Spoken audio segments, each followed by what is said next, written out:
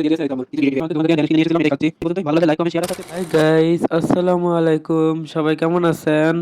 তো আমি আলহামদুলিল্লাহ অনেক ভালো আছি। আজকে আবার একটা শর্ট ব্লগ শেয়ার করব।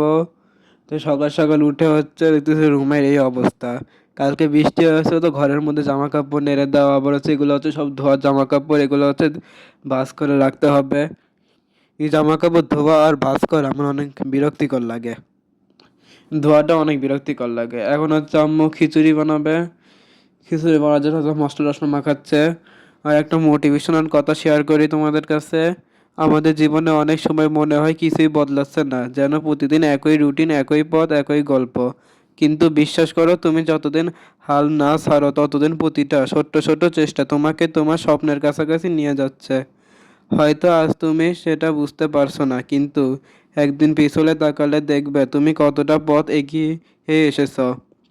তাই আজকের কষ্টকে আগামী দিনের হাসিতে বদলে দাও। নিজের উপর বিশ্বাস রাখো, কারণ তোমার ভেতরের শক্তি তোমার ভাবনার চেয়ে অনেক বড়। তো এখানে আম্মু আমাকে মরিচ বাছতে দিয়েছে, আমি মরিচ বাছতেছি।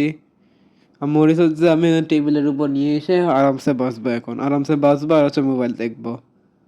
ওদেরকে তো আম্মু রাইস কুকারে খিচুড়ি বসিয়ে দিয়েছে। আর এখানে হচ্ছে ডিম ভাজতে, আজকে সিম্পল খাবার দুপুরে খিচুড়ি আর ডিম ভাজা। বলছে এখানে তিনজনের ডিম একসাথে দিয়ে দিয়েছে, আর এই তো আম্মুর খিচুড়ি রেডি হয়ে গিয়েছে। বলে ঝরঝরা খিচুড়ি হয়েছে।